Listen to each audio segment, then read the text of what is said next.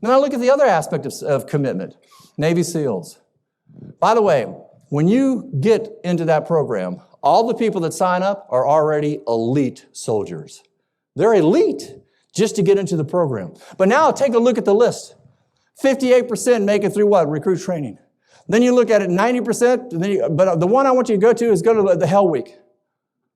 Only 33% make it through Hell Week. So when you look at all these numbers and you start thinking about commitment, and these were all elite people, the big number you've got to understand, out of 100 soldiers that sign up, 12 make it. And the ones that started were all what? Fantastic at what they do. So when you look at how really elite these people are, off the charts. They have my undivided what? Respect in every aspect of what they do. Only 12 make it. So you say to yourself, what kind of commitment am I making? Or am I really not making the commitment? I kind of want it, but I don't want it.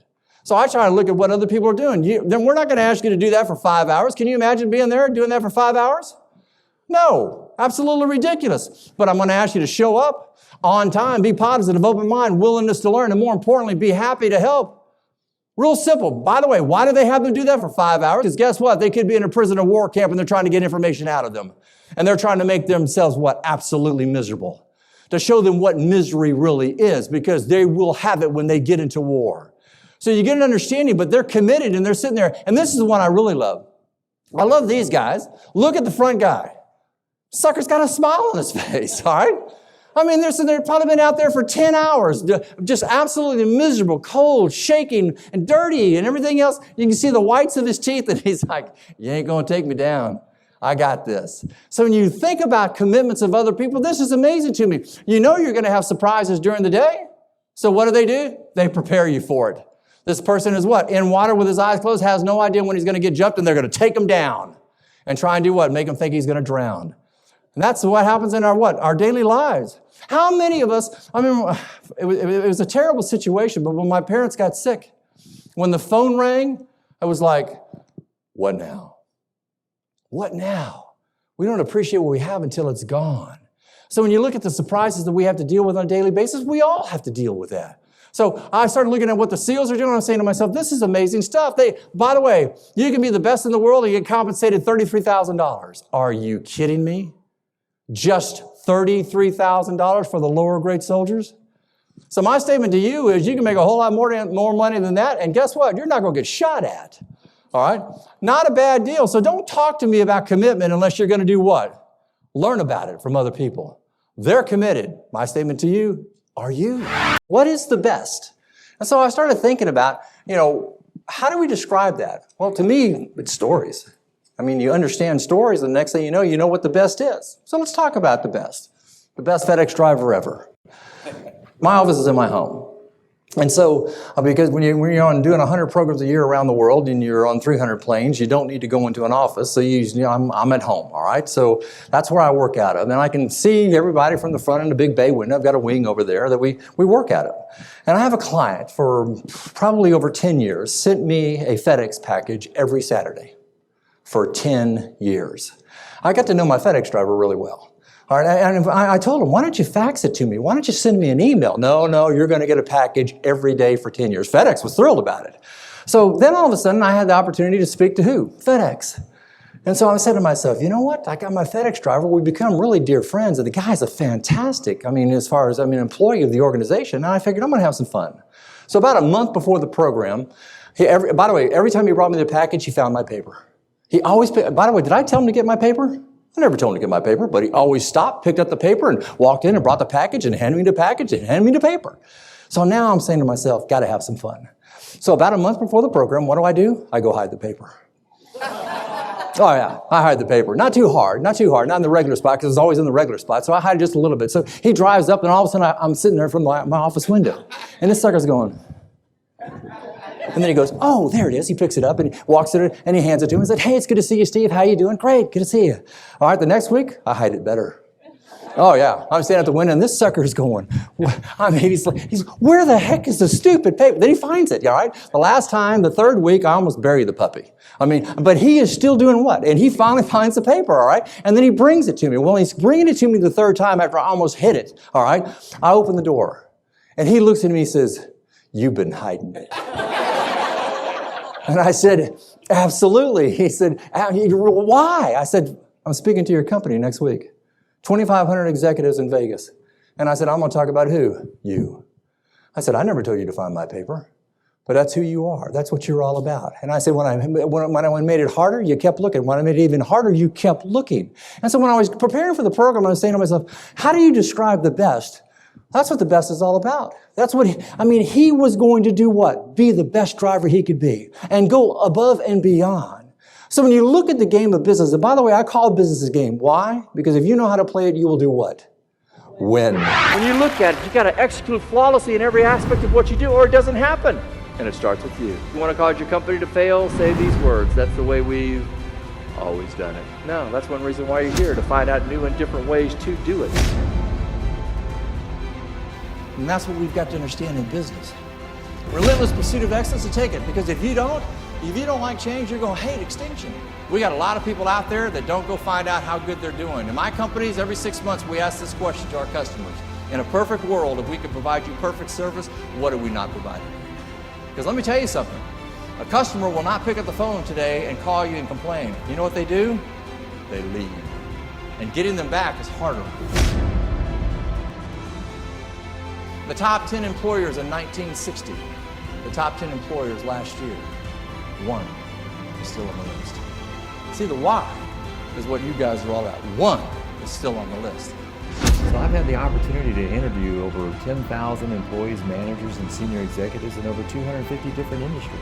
I've run companies. I've sold, as I said, in over 20 countries, and I've run my own sales organizations. And so I have an understanding of what I'm talking about. This is not stuff that I've just studied. These are real life experiences that I'm going to be sharing with my that and I think that they have a real appreciation for that.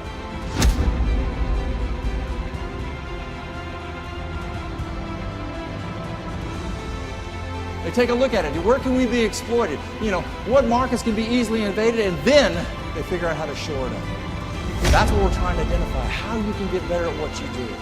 That's why we're having a meeting like this, to raise the bar on you guys. This is why people bring me in. The average lifespan of a multinational corporation in the United States is 40 years. Just 40 years. Japan and Europe, 12.5. You got to be kidding me. Yeah, we got to raise the bar. If you do what you've always done, you'll be gone. And that's my concern. You've got to understand that future success is not inevitable because of past triumphs. Tell me what you're going to do for me tomorrow. One of my clients, I remember Joe Mullins at Anheuser-Busch, he says, Rob, change is not a way of life, it is life. I said, Joe, why did you share that with us? He said, we know what's going to happen. We've decided to do it faster than our competition. That's the attitude that we're looking for. Right now, you can close your eyes and you can visualize the people back at your company that are the right ones, can't you? You can see them right now, the ones you can count on all the time. But you know what's scary? You can also close your eyes and visualize the wrong ones, can't you? You're saying to yourself right now, why in the world did I hire them? They were breathing at the time, okay? And you needed to fill that spot. The worst thing that you could ever do is fill that spot with the wrong person, because they're going to cost you a customer.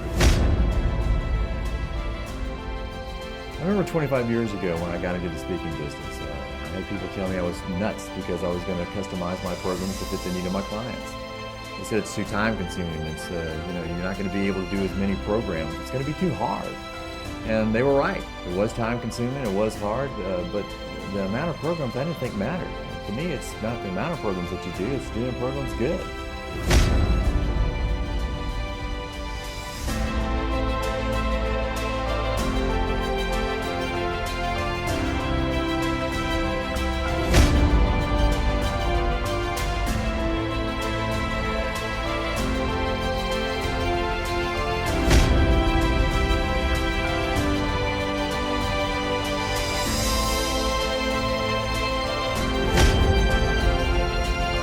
I remember I was doing a program for FedEx Freight, and we were in Vegas, and there was about 2,500 executives in the room, and the senior vice president of marketing got up, and he said, if you see a freight truck driving down the highway that has any other name on it other than FedEx, that's my freight.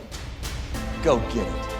And that was the attitude that he had. The business is out there, ladies and gentlemen. We're just going to do what? Take them. I love his personality and his style. Very engaging with the audience and the stories that he tells, the experiences. So he's given me the motivation to just keep going back over and over again until you get the contract that you want and build those relationships.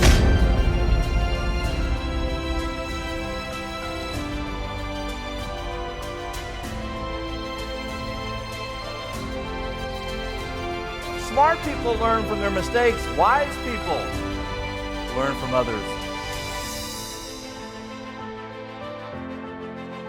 And then he says, I'm looking for the person that's going to do what? Please pick it up. You want, no, not mine, okay. Have some fun is what it's all about, folks, because if you do, you can take it to the next level. And while you're doing this, have the answers. I enjoy it because he's funny. He brings a sense of humor to his speaking, and I love that. With the humor that he puts in there and the way that he explains things and the personal experiences that he puts in there makes it really great to learn. Relatable, definitely, and funny. So he's got a lot of different things to say in a relatable way that everybody can understand.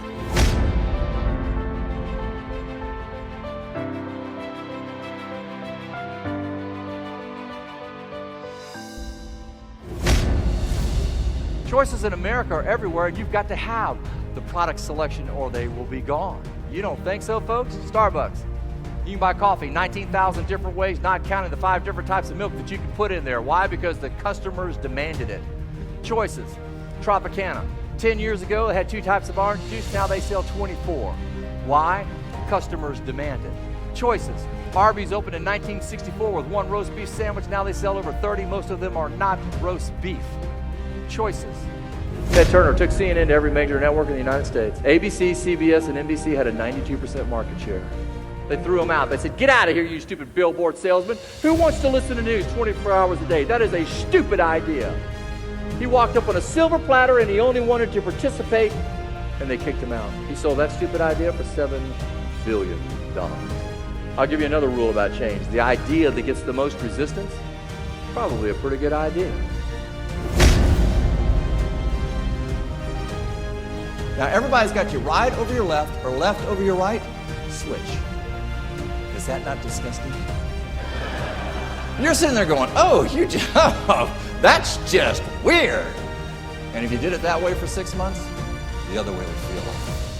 See, that's one of the problems we have when we talking about change and the relentless pursuit. Sometimes it takes a while before any change will feel right. So when someone's talking to you in the meetings in the next few days about how you can do this better and that better, don't try and tell me what's wrong with that. Try and tell me what's right with that so you can get better and make more money.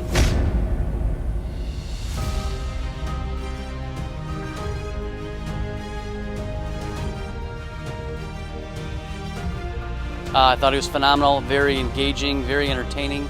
He's got a great message. I like how he moves pretty quickly. And my statement is, what did they say? Real simple, knowledge. We've got the knowledge. We've got the solutions. That's what was talked about today. We've got the solutions that's going to help them make more money so they can take care and understand what's going on. But my statement to you is there's a lot of people that want to, but they're not willing to. Are you willing to take the necessary steps to get it? Are you willing to study to take it to the next level?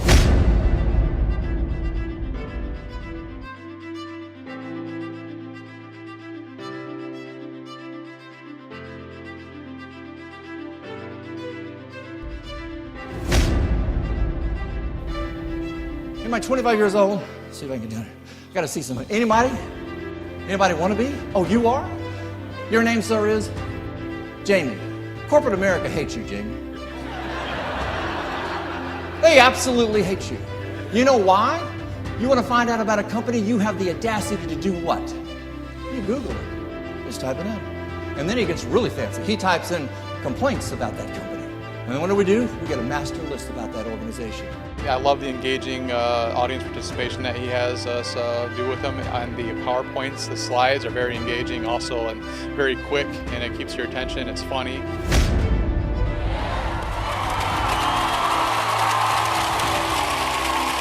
Five. Stand back up. Stand back up.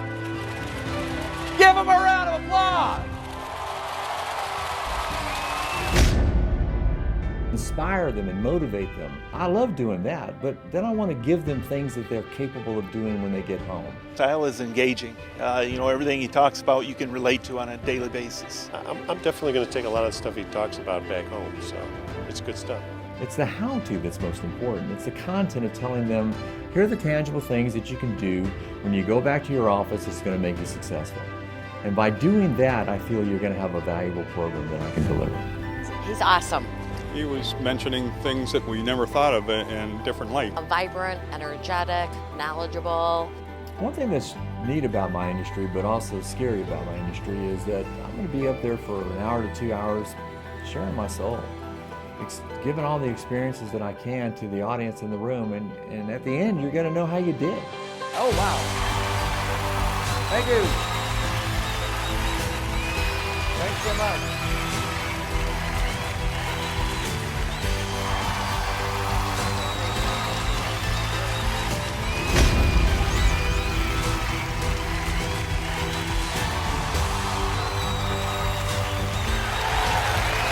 Thank you so much. It's been an honor.